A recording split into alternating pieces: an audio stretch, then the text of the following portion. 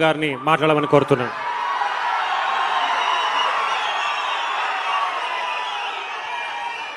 గౌరవనీయులు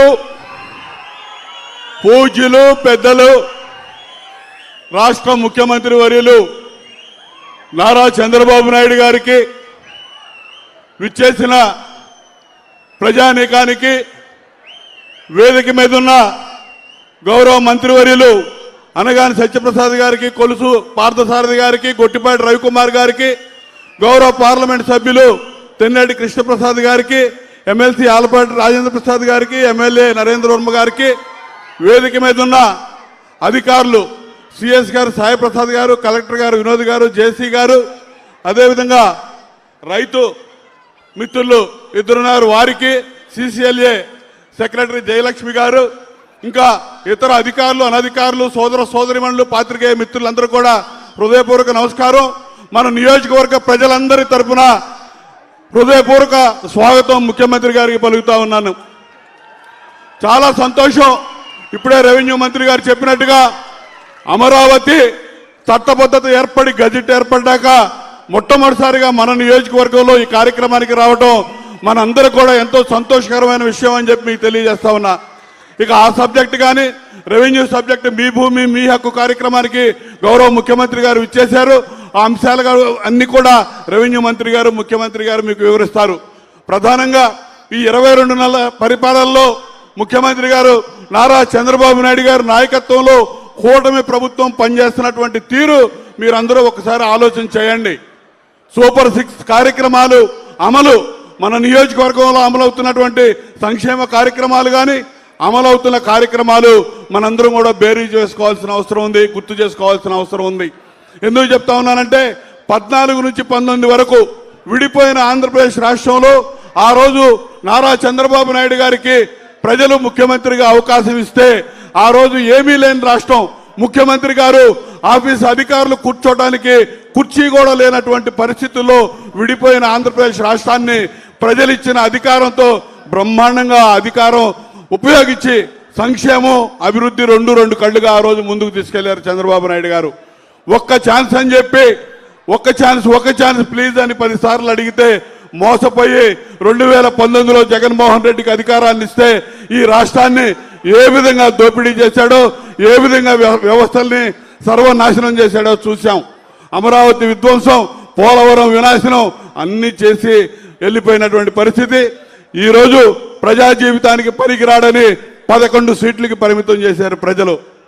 ఈరోజు మళ్ళా చంద్రబాబు నాయుడు గారి నాయకత్వంలో 164 సీట్లు కూటమి ప్రభుత్వానికి ఇచ్చి మీరందరూ ఎప్పుడూ లేని మెజార్టీలు అందించినందుకు మీ అందరికీ ధన్యవాదాలు తెలియజేస్తూ ఆర్థిక వ్యవస్థని గాడిలో పెడుతూ ఈరోజు ఇచ్చిన హామీలన్నీ అమలు చేస్తూ ఇలా ముందుకు పోతున్నటువంటి వ్యక్తి ముఖ్యమంత్రి చంద్రబాబు నాయుడు గారు.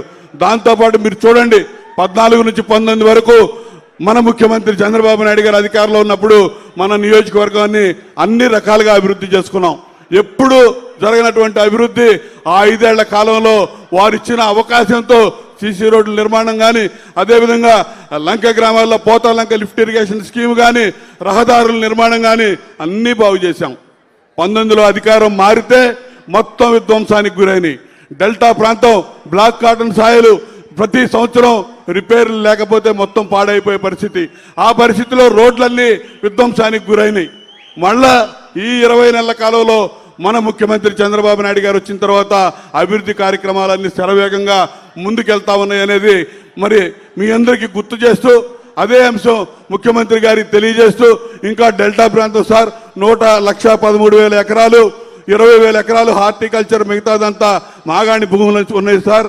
దయచేసి మీ విజన్కు తగ్గట్టుగా 2047 విజన్తో మీరు ఏ విధంగా పనిచేస్తా ఉన్నారో ఆ విజన్కి తగ్గట్టుగా వ్యవసాయంలో కూడా మార్పులు తీసుకొచ్చి హార్టికల్చర్ పంటలు పెంచడానికి కూడా మేము కృషి చేస్తామని కూడా ఈ సందర్భంగా తెలియజేస్తున్నాను సార్. ఇక్కడ మా దగ్గర ఈ తుంగభద్ర డ్రైన్ మీద కానీ, అదేవిధంగా కొల్లూరు ఫెర్రీ దగ్గర కానీ, పెదపులివారి దగ్గర వంతెనలు అవసాన దశలో ఉన్నాయి సార్. వంతెనల నిర్మాణానికి మీరు సహకరించమని చెప్పి ఈ సందర్భంగా కోరుతున్నాను సార్. డెల్టా ప్రాంతం మీకు తమకు తెలియదేం కాదు, రోడ్లన్నీ చాలా ఇబ్బందికరమైన పరిస్థితుల్లో ఉన్నాయి. బట్టిప్రోలు బ్రాహ్మణకోడు ప్రధాన రహదారి నిర్మాణానికి సహకరించమని చెప్పి మిమ్మల్ని కోరుతా ఉన్నాను సార్. అదేవిధంగా సార్ హార్టికల్చర్ క్రాప్స్ సంబంధించి నా దగ్గర జంపని షుగర్ ఫ్యాక్టరీ ఉంది సార్, తమరికి తెలుసు. అది మొత్తం కూడా షుగర్ ఫ్యాక్టరీ పూర్తిగా లిక్విడేట్ అయి ఉంది సార్. దానికి సంబంధించి 77 ఎకరాలు ల్యాండ్ ఉంది సార్.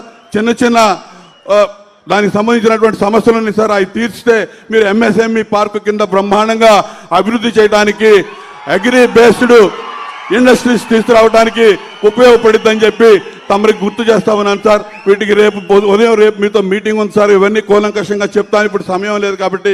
వాటన్నిటికీ సహకరించి రైతాంగం 100% వ్యవసాయ ఆధార ప్రాంతం, వ్యవసాయం మీద ప్రత్యక్షంగా కానీ పరోక్షంగా కానీ 190 మంది ఆధారపడి జీవనం సాగించేటటువంటి ప్రాంతం సార్. ఇరిగేషన్ వ్యవస్థ అంతా పాడైపోయి ఉంది సార్. ఇరిగేషన్, అదేవిధంగా డ్రైనేజీ కాలువల నిర్మాణానికి, కొంచెం పొడుగు తీయడానికి, డీసిల్టింగ్కి నిధులు ఇమ్మని చెప్పి సందర్భంగా కోరుకుంటూ, ముఖ్యమంత్రి గారు మరొకసారి మీరందరూ హృదయపూర్వక హర్షధ్వానాలతో స్వాగతం పలికి వారికి ధన్యవాదాలు, అమరావతికి చట్టబద్ధత సాధించేందుకు మరొకసారి ధన్యవాదాలు తెలియజేయవలసిందిగా కోరుతూ సెలవు తీసుకుంటా ఉన్నాను. అందరికీ ధన్యవాదాలు. ధన్యవాదములు సార్. తదుపరి బాపట్ల పార్లమెంటు నియోజకవర్గ